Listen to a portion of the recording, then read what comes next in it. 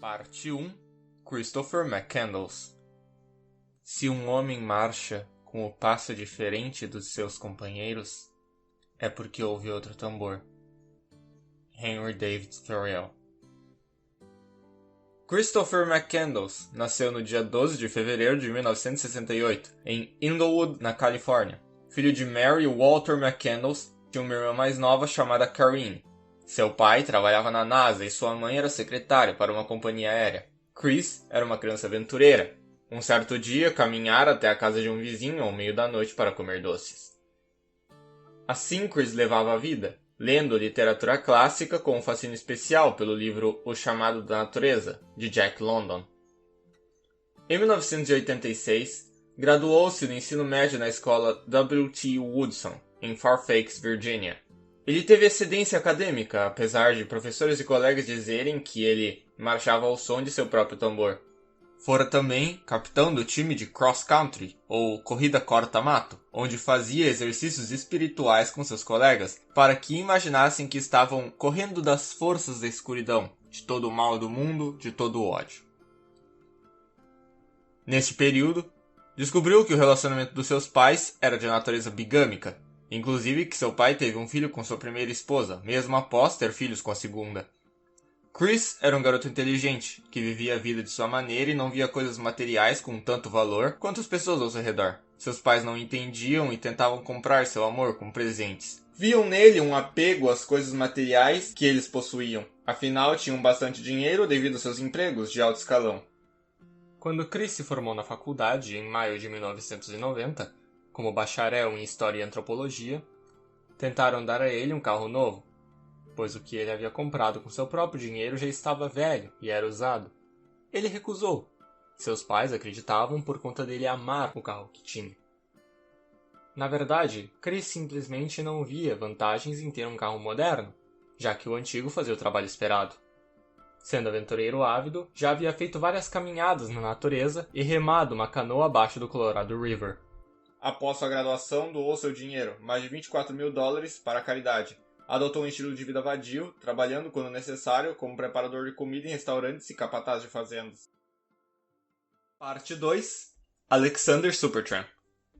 Muitos homens iniciaram uma nova era de sua vida a partir da leitura de um livro, Henry David Thoreau. Após adotar tal estilo de vida, decidiu que precisava de um novo nome, para realmente ser uma nova pessoa. Decidiu então atender pelo nome de Alexander Supertramp, em uma tradução literal, Alexander Supervadio. Seu espírito animado era encantador. Alex tinha grande interesse e foi influenciado por Henry David Thoreau. Ficou absorvido por pensamentos ao ler A Desobediência Civil, um ensaio de Thoreau que diz que os indivíduos não devem permitir que os governos regrem e atrofiem suas consciências, e que temos um dever de não deixar que o Estado se torne agente da injustiça. Supertramp marcou a seção de castidade de A Vida dos Bosques de Thoreau, o que fez alguns questionarem sua sexualidade. O que é uma questão estúpida, afinal a sexualidade de um homem como Alexander não é importante para a história que ele mesmo viveu. E por ênfase nisto, seria ignorar partes importantes em prol de ideais descartáveis. Não há nenhuma indicação de que ele teve quaisquer parceiros românticos durante sua vida, ou viver em celibato, apesar de que sua irmã afirmou uma vez que, bêbado, tentara levar uma garota para o seu quarto, mas acabaram acordando sua mãe, que mandou a garota para casa. Ainda assim, um amigo do mesmo, Wayne Westerberg, lembra que o Supertramp esperava casar-se e ter família. A linha do tempo das viagens de Alex inicia-se quando saiu da Virgínia, no verão de 1990, em direção à Califórnia. Seu carro era velho e quebrou diversas vezes enquanto ele viajava para o oeste dos Estados Unidos. Não tinha seguro no carro e as placas estavam vencidas. No fim do verão, chegou até a área de recreação do Lago Mead, onde uma enxurrada acabou com seu carro. Mas não abalou Alex, que pegou tudo o que podia carregar e continuou a pé. Seu carro foi encontrado, consertado e colocado como carro disfarçado para a polícia. Viajando ao noroeste, através de caronas, foi até as montanhas de Sierra Nevada, onde entrou em uma cabana fechada para alimentar-se. Entre 1990 e 1991, Supertramp vivera em campos de eremitas com outros vadios da região. Suspeitaram que ele entrara em outras cabanas, mas só o primeiro caso foi confirmado pelas autoridades. Benditos os que nunca leem jornais, porque verão a natureza, e através dela, Deus. Henry David Thoreau. Parte 3. O ônibus mágico. É preferível cultivar o respeito do bem do que o respeito da lei. Henry David Thoreau. No início de 1991, Supertramp deixou Sierra Nevada e pegou caronas através da Califórnia até o Arizona, indo então ao norte até a Dakota do Sul. Completamente desamparado e sem meios de se sustentar, conseguiu um emprego como elevador de grãos em Carthage, na Dakota do Sul, seu chefe sendo Wayne Westenberg, que viria a ser amigo próximo de Alex. Foi nesse ambiente que Alex aprendeu com os locais como se deve caçar e o que deve se fazer na natureza selvagem para ter maior chance de sobrevivência. Ele trabalhou pelo resto de 1991, até que um dia decidiu sair. Deixou uma carta ao seu supervisor. Abre aspas. Vadiar é muito fácil com todo esse dinheiro. Meus dias eram mais emocionantes quando eu não tinha dinheiro. Tinha que lutar pela minha próxima refeição. Decidi que eu vou viver essa vida por mais um tempo. Fecha aspas. Supertramp, então, foi para o Colorado, onde usou o dinheiro para comprar um caiaque e uma pistola. Ele então navegou o Colorado River sem uma licença. Afinal, achava idiota precisar de licença para fazer algo que podia fazer imediatamente, ainda mais tendo que pagar e esperar por ela. Sendo assim perseguido por guardas e patrulhas, com avistamentos de Alex passando por áreas perigosas sem equipamento de segurança, como quando for avistado no Lake Havasu, Bill Williams River, Reservatório do Colorado River, Refúgio Cibola National Wildlife, Refúgio Imperial National Wildlife e Yuma Proving Ground. As autoridades tentaram, sem sucesso, localizar Supertramp, que era procurado por não ter treinamento e navegar sem licença. Acabou atravessando a fronteira com o México, onde decidiu ficar sozinho em um vilarejo em El Golfo de Santa Clara, no estado de Sonora. Achando o México intimidador, sem maneira de se suportar, decidiu voltar para os Estados Unidos, mas foi preso por conta da pistola que carregava. Supertramp foi mantido por pouco tempo após confiscarem sua pistola. Agora ele seguia ao norte com caronas, eventualmente retornando à Dakota do Sul. Em abril de 1992, Supertramp foi da Dakota do Sul até Fairbanks, no Alasca. Carregava uma mochila grande e era descrito como suspeito das pessoas perto dele, com aparência áspera e fedendo por conta da falta de higiene. Uma pessoa descreveu Supertramp como geralmente estranho, com uma energia esquisita. Uma dessas pessoas, que deu carona a Alex, encontrou ele sentado à beira de estrado numa cadeira de praia, lendo um livro, e então perguntou: "Está esperando carona?" "Sim." "Você é péssimo nisso. Sentado aí ninguém vai te dar carona." "Você vai me dar carona?" "Já que parei, sim." "Então tá aí, consegui minha carona." Assim, de carona em carona, Alex chegou em Stampede Trail no dia 28 de abril, com a ajuda de um eletricista chamado Jim Gallen, que lhe deu carona de Fairbanks até a trilha fora da cidade de Halley, ainda dizendo estar seriamente preocupado com a segurança de Supertramp, após notar que ele carregava poucos recursos e não tinha experiência, duvidando de suas chances de sobreviver na natureza dura do Alasca. Gallen tentou várias vezes convencer Alex a adiar sua viagem, oferecendo comprar equipamentos bons para ele. Supertramp ignorou seus avisos e recusou sua ajuda, apesar de aceitar um par de botas de neve. Com isso, Alex Supertramp fez sua viagem. Apenas seus velhos equipamentos em suas costas, consistindo de 4,5 kg de arroz, um rifle com 400 munições .22, vários livros, equipamentos de camping e um par de botas para a neve. Apesar de pouco equipado, Alex tinha dentro de si algo que poucos têm, que é o fogo da coragem.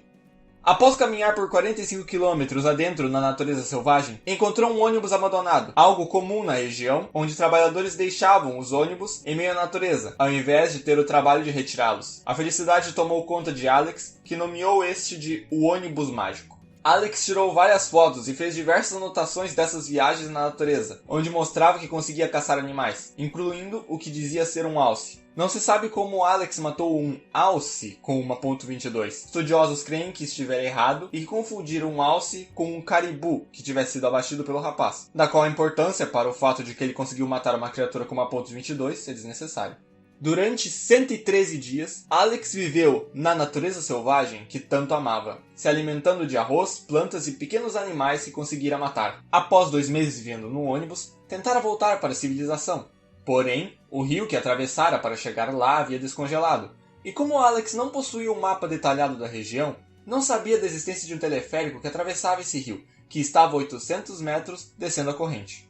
McCandles voltou então para o ônibus e deixou uma nota de SOS que dizia, abre aspas, "Atenção possíveis visitantes, SOS. Preciso de ajuda, estou machucado, perto da morte. Muito fraco para caminhar para fora. Isso não é uma piada. Em nome de Deus, por favor, fique e me ajude. Estou colhendo amoras por perto. Vou voltar pela noite. Obrigado, Chris McCandles." Agosto? Fecha aspas. Parte 4. O fim da jornada. Siga confiante na direção dos seus sonhos. Viva a vida que imaginar.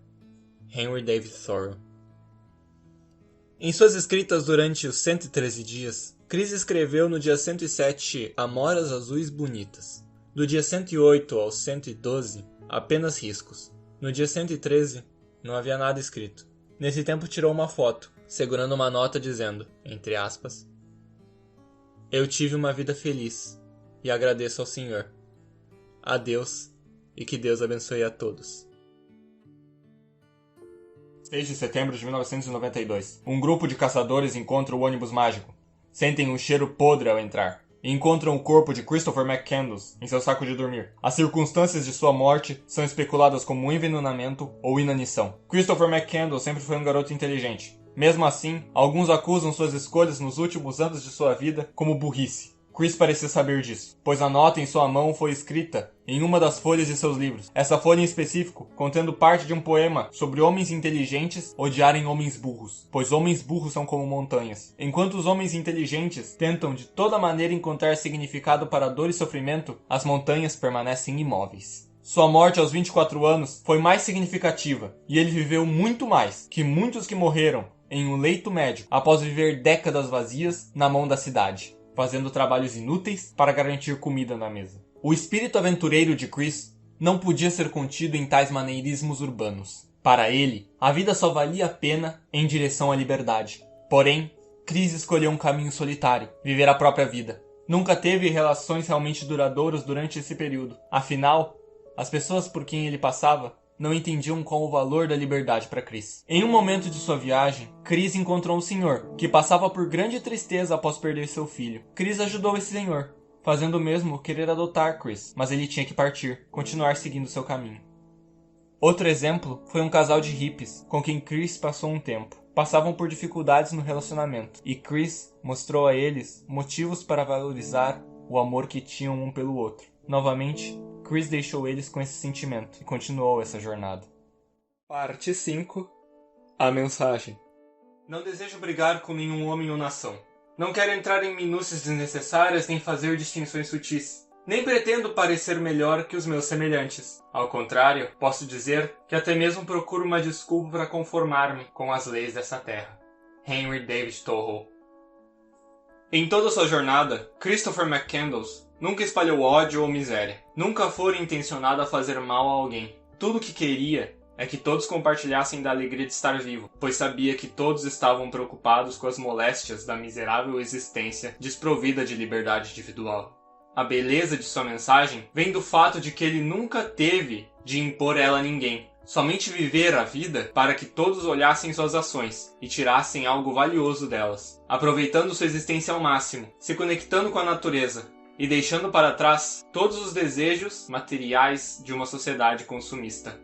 Alguns olham e dizem que ele era burro e que deveria ter se preparado mais. Mas aquilo não era um trabalho ou hobby, era a sua vida. Ninguém nasce preparado para a vida. Ninguém consegue se preparar para o amanhã. Poucas pessoas têm a coragem que Chris teve de desbravar a natureza que já fora muito explorada, enquanto nutria seu cérebro com livros clássicos para que continuasse alimentando sua filosofia pessoal. Em nenhum momento de sua jornada abaixou a cabeça, desejou que não tivesse feito essas escolhas, mas sentia sim saudade do contato humano, pois o homem é um animal social. Ainda assim, em suas palavras, dissera que, abre aspas, você está errado se pensa que a alegria da vida vem principalmente da alegria da relação humana. A criação de Deus está em tudo que podemos experienciar. As pessoas só têm que mudar o jeito como veem as coisas. Fecha aspas. Parte 6. Repercussões. Karine, irmã de Chris, escreveu um livro após sua morte, chamado The Wild Truth, ou A Verdade Selvagem em português, onde diz que seu pai era abusivo, tanto fisicamente quanto verbalmente, instigado pelo alcoolismo. Após tais constatações, disseram que as escritas dela eram ficcionais, mas em diversas entrevistas mostravam uma visão materialista do mundo, que gera dúvidas sobre se realmente entendiam seu filho ou se amavam a ele, mesmo sem entender suas motivações e sonhos. Em 1996, Jon Krakauer publicou o livro chamado Na Natureza Selvagem, detalhando e expandindo nas ideias de Christopher McCandless. O livro recebeu um filme homônimo em 2007, dirigido por Sean Penn. No mesmo ano, o caso foi assunto do documentário The Call of the Wild. A Fundação Memorial Christopher John McCandless foi fundada por seus pais em 2010, com um editorial e entradas escritas de família e amigos, publicando o livro e DVD Back to the Wild: The Photographs and Writings of Christopher McCandless, contendo as escritas nunca antes feitas públicas e fotos que Chris havia tirado. O DVD é narrado por Hal Holbrook, que atuou como o senhor que Chris ajudara no filme de 2007. O ônibus mágico virou atração para mochileiros que desejavam partilhar do espírito aventureiro de Chris. Walt fixou uma placa no ônibus que dizia, abre aspas, Chris, nosso amado filho e irmão, morreu aqui durante suas viagens aventurescas, na procura de como ele poderia melhor entender o grande presente de Deus que é a vida. Com sua mensagem final, eu tive uma vida feliz e agradeço ao Senhor, a Deus, e que Deus abençoe a todos. Nós recomendamos a sua alma para o mundo. Fecha aspas. Parte 7. Final. É nas experiências, nas lembranças, na grande e triunfante alegria de viver, na mais ampla plenitude, que o verdadeiro sentido é encontrado. Christopher Alexander Supertramp McCandless. Com a jornada de Chris, entendemos os valores da bondade e do amor, que assim como Jesus Cristo, caminhou pela natureza e entre os homens, espalhando a bondade, mas que ainda era completamente humano e teve falhas pelo caminho, ainda mantendo seus ideais e valores acima de tudo. Hoje estamos em falta de pessoas como Chris, em excesso de jovens entediados, deprimidos, cansados e sobressocializados, sem uma individualidade que defina os ideais. Onde perseguimos a ideia de que conseguiremos liberdade quando atingirmos a riqueza, após anos e anos trabalhando e focando em fazer uma empresa que não dá a mínima para nós crescer mais e mais, aprisionando nossos vizinhos e amigos. Quantas vezes realmente sentiu que conhecia alguém além do que ela gostava, das mídias que vocês compartilhavam entre si? Você já chegou a ouvir como aquela pessoa com quem você convive realmente vê o mundo? A resposta geralmente é não. Afinal, essas pessoas não têm tempo de formarem uma visão completa do mundo em que vivem, pois estão ocupadas com o trabalho ou com os estudos, exigindo de si mesmas o trabalho de uma máquina, sem dormir, sem comer, sem viver. Com certeza você conhece alguém que se encaixe na seguinte descrição: uma pessoa que vive em apatia perante os problemas individuais, preocupação e ansiedade excessiva para o futuro, e dissociação quando confrontada em seus ideais. Se não conhece ninguém assim, olhe para si mesmo e tente ver se não se encaixa nisso. Novamente, reforçamos a principal mensagem para uma melhora espiritual, que é a leitura e pesquisa. Hoje em dia é raro encontrarmos alguém que, quando lê um livro, absorve algo além das palavras que foram escritas, sem interpretar o porquê daquele livro existir. Recomendamos alguns livros para que você trilhe um caminho de pesquisa, mas a principal recomendação é usar as ferramentas do progresso humano para que elas sirvam você, não para que você sirva elas. Leia A Vida nos Bosques de Henry David Thoreau, O Apelo da Selva de Jack London, A Morte de Ivan Ilitch de Tolstói, Zen e a Arte da Manutenção de Motocicletas de Robert Pirsig, e qualquer outro livro que lhe chame a atenção. Não se prenda a críticas de outras pessoas, mas sim ao seu entendimento dos livros que você leu. Dito isso, aproveite a sua vida de sua maneira. Você não nasceu para ser obrigado a nada. Até a próxima.